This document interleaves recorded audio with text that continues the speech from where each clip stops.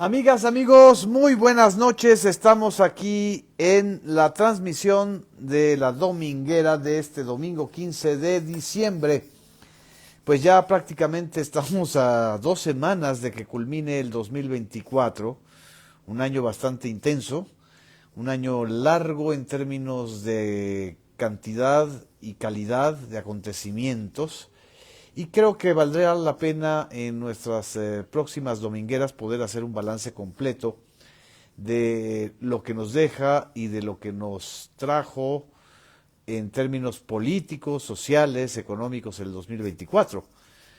Fue el año de la victoria de Claudia Sheinbaum en junio de este año, unas elecciones históricas en muchos sentidos porque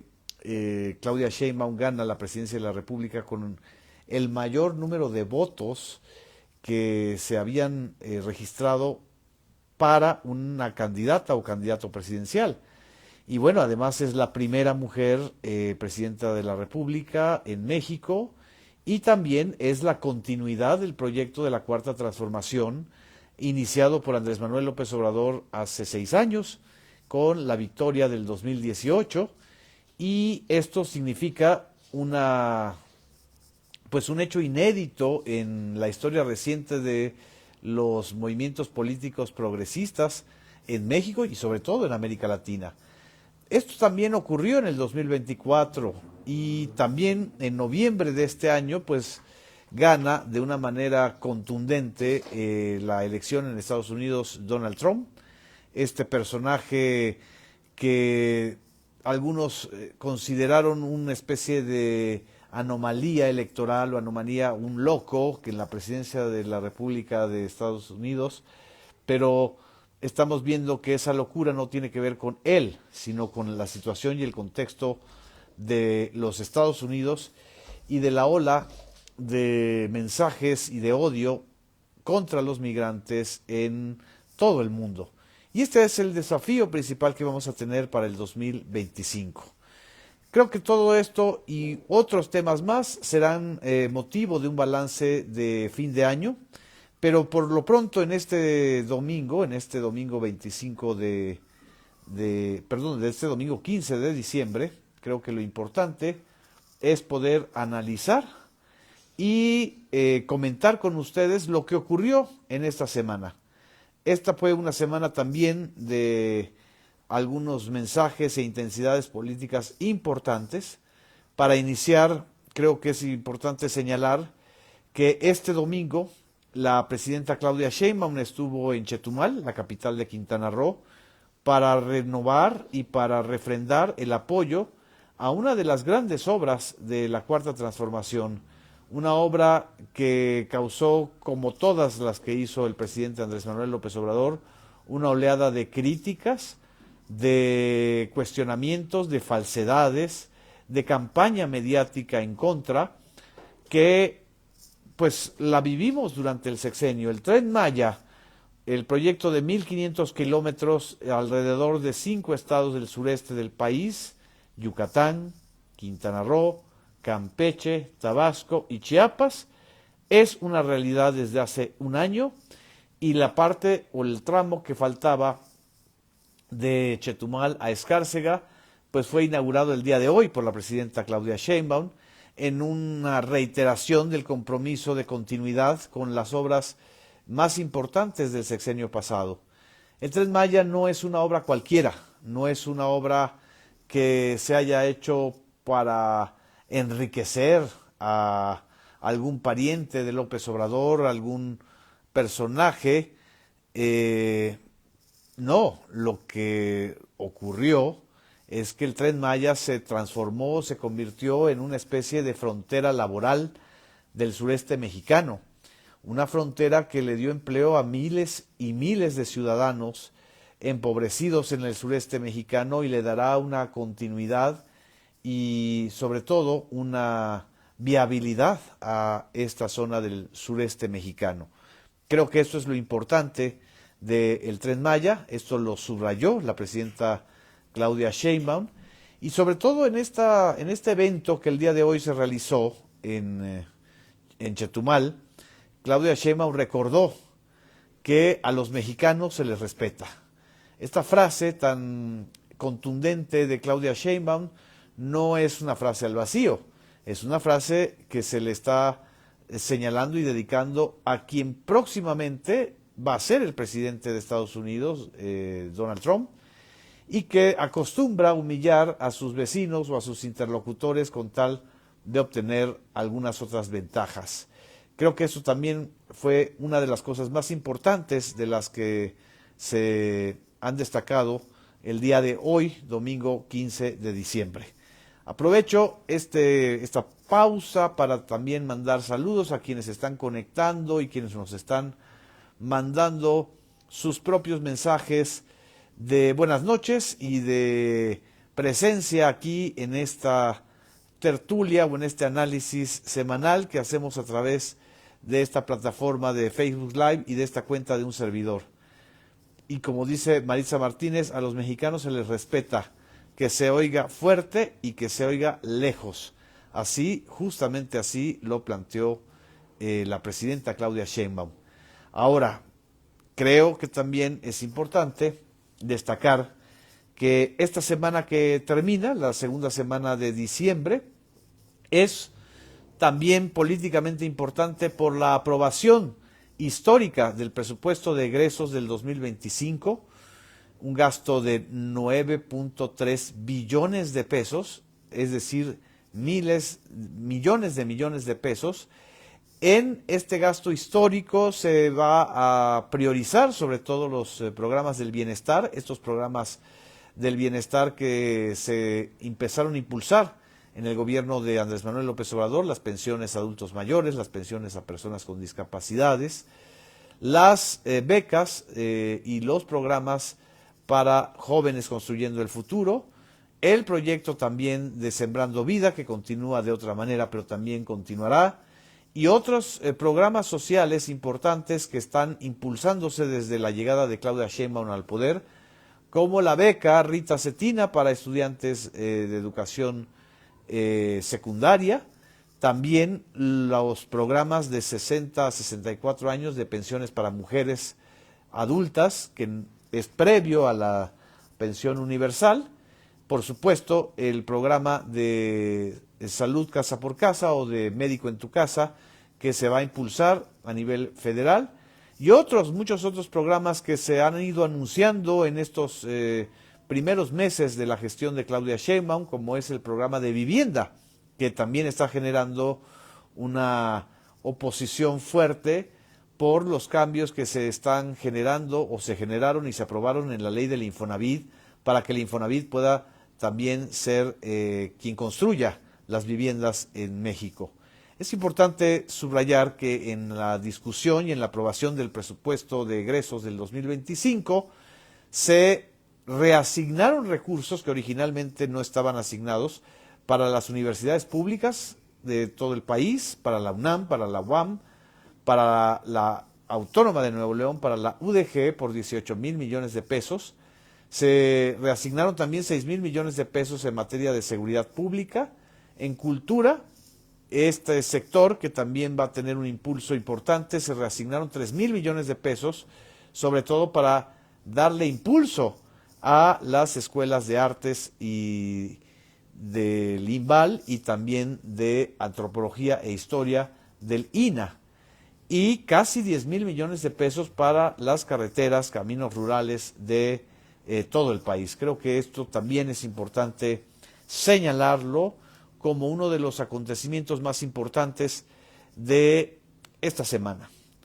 Y tampoco puedo yo dejar de mencionar, y ustedes si quieren también aquí pueden colocar temas que crean que son necesarios como balance semanal,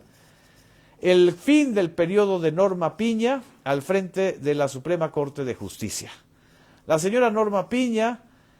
a 2 años de haber sido electa por sus propios colegas, después de una especie de escándalo de vendetta que se dio al interior del Poder Judicial en contra de la ministra Yasmín Esquivel, acusada de plagio de su tesis, y que hasta el día de hoy no está confirmado el plagio de manera contundente. Bueno, después de que se le da este golpe mediático a Yasmín Esquivel, llegó la señora Norma Piña. Y la señora Norma Piña desde el inicio dio señales muy claras de que ella no solamente iba a encabezar al Poder Judicial, sino a los intereses y privilegios del Poder Judicial. Y frente a la propuesta de López Obrador en febrero de este año de hacer una reforma profunda al Poder Judicial para que los jueces, magistrados, ministros,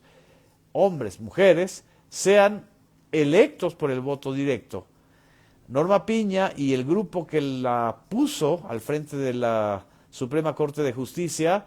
se enfrentaron en una especie de guerra política en la cual salieron perdiendo y perdiendo por mucho. Es decir, no solamente los votantes mexicanos le dieron una mayoría calificada a la coalición de Morena, PT y Verde en la Cámara de Diputados y en menor medida en el Senado, sino que también han respaldado la reforma al Poder Judicial ante la agudización de las muestras de corrupción, de cero interés público por la sociedad del Poder Judicial. Y bueno, así ha terminado la ministra Norma Piña, como dice Maritza Martínez, como la peor presidenta de la Suprema Corte de Justicia de la Nación. No solamente le hicieron el vacío en su último informe al frente de la Suprema Corte de Justicia, sino que también Claudia Sheinbaum le dio una respuesta muy clara y contundente, diciéndole que nunca hubo amenazas por parte del Poder Ejecutivo a ellos, sino que al contrario, lo que hubo fue un exceso de respeto, aún en casos en donde el Poder Judicial y sobre todo la Suprema Corte de Justicia ha protegido a auténticos bribones como el señor Ricardo Salinas Pliego, el concesionario de TV Azteca y dueño de Grupo Electra y Banco Azteca, que no ha pagado sus impuestos desde ya hace varios años y los ha mantenido en litigios fiscales y que suman, por supuesto, más de 36,000 millones de pesos. O ha protegido o ha liberado a presuntos delincuentes o gente del crimen organizado y también del cuello blanco. ¿Cómo olvidar que este Poder Judicial es el que ha protegido a la esposa de Genaro García Luna, que forma parte de la trama del desvío de millones de dólares obtenidos de la corrupción y del pésimo manejo de la guerra contra el crimen organizado durante el gobierno de Felipe Calderón Hinojosa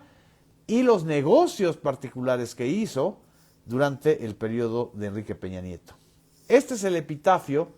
tremendo de una generación, de un grupo, de una corriente conservadora que se había apropiado del Poder Judicial, así como se apropió también de otras instituciones del país.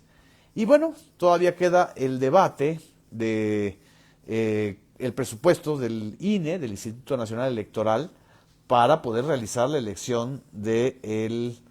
próximo año, de junio del 2025. Lo que ha sucedido es que la posición del Ejecutivo Federal y en específico de Claudia Sheinbaum es que es un exceso el gasto que se ha pedido de 32,000 millones de pesos para el 2025 y de 7,000 millones de pesos solamente para la elección de jueces, magistrados y ministros. Creo que esto va a ser parte del debate que se va a ocupar durante los próximos días. Inevitable mencionar que durante esta semana también se dio a conocer que un grupo farmacéutico muy poderoso llamado Grupo PISA, cuya filial Productos Hospitalarios SADCB distribuyó soluciones perinatales contaminadas por una bacteria, provocó la muerte de 17 recién nacidos y de un niño de poquito más edad en el Estado de México, en Michoacán y en Guanajuato. Este escándalo es lo que nos hace pensar en los niveles de impunidad que tiene la industria farmacéutica en México, en los niveles de corrupción de algunos medios que siguen protegiendo a estas grandes redes y empresas de la distribución de medicamentos en México, que por supuesto fueron afectadas por la reforma al sector salud. Esta reforma al sector salud que tan vilipendiada ha sido por personajes como López Dóriga, como Loret, como Ciro Gómez Leiva, como columnistas, como medios en general, no es una posición gratuita, es una posición que ha sido financiada por organismos y grupos protectores de las farmacéuticas. Aquí hacemos una pausa muy breve mientras pasan las patrullas de aquí de la colonia Cuauhtémoc. Estamos en una especie de mini operativo en esta colonia, que es su colonia, a mí me gusta mucho. Aquí vive un servidor en la colonia Cuauhtémoc de la Ciudad de México, de la alcaldía Cuauhtémoc. Y bueno, también este tema se engarza con una especie que lo quiero yo comentar aquí de escándalo sobredimensionado y evidentemente colocado para distraer la atención de la muerte de 17 bebés. Hablo de esta cosa que se convirtió en una especie de máximo escándalo por la contratación de un ex colaborador de la actual secretaria de Medio Ambiente, de Alicia Bárcena, un colaborador que estuvo en el servicio exterior y formó parte del equipo de Alicia Bárcena cuando ella fue canciller mexicana. Este evento ocurrió en octubre, hace 2 meses, un evento que fue presentado como un evento diplomático en el Museo Nacional del Centro Histórico, en el MUNAL, un edificio bellísimo. Y bueno, lo que ocurrió que es que una irregularidad hizo que lo que iba a ser un evento diplomático en realidad fue un festejo privado, pero no hubo recursos públicos involucrados y Martín Borrego, el implicado, perdió su trabajo por este asunto.